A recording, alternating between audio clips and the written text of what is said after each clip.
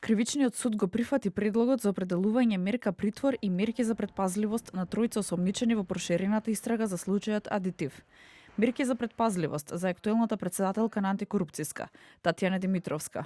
Односно со оваа мерка Димитровска не смее да има контакт со други предмети, пошта и друга документација поврзана со работењето на ДКСК. Не може да гласи да распределува предмети.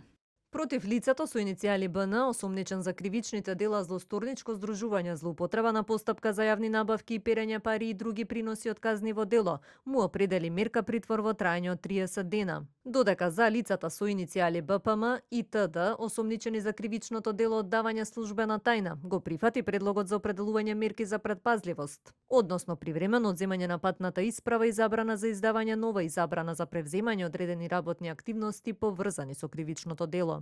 Според соопштението од обвинителството за гонење организиран криминал и корупција, председателката на ДКСК Татјана Димитровска е осомничена за оддавање службена тајна на еден од обвинетите во Адитив од месец мај до месец декември 2024 година.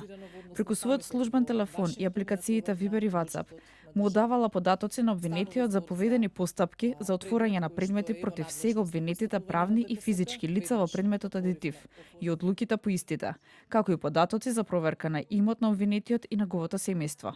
Со своите дејствија, таа открила податоци што согласно закон се сметаа за службена тајна.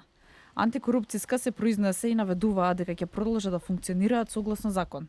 Државната комисија за спречување на корупцијата во рамки на своите надлежности продолжува да функционира редовно во согласност со Законот за спречување на корупцијата и судирот на интереси. Како институција остануваме транспарентни и отворени за јавноста и за соработка со надлежните органи.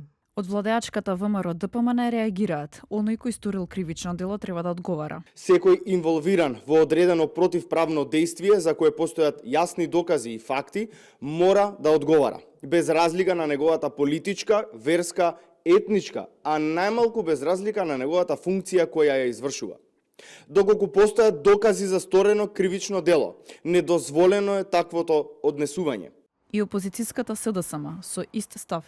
Апсолутно сметам дека треба да се утврди реалната состојба и било кој го прекршил законот треба да понесе одговорност. Предметот Адитив се однесува на истрага за злоупотреба на јавни набавки и перење пари во врска со набавката на адитиви за јаглен за потребите на АДСМ, подружница Рек Битола и Рек Усломеј.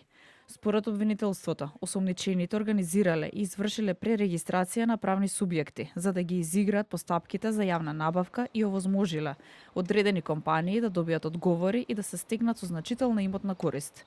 Истрагата беше покрената во декември минатата година, а претреси се вршеа на повеќе од 70 локации во неколку градови низ Македонија.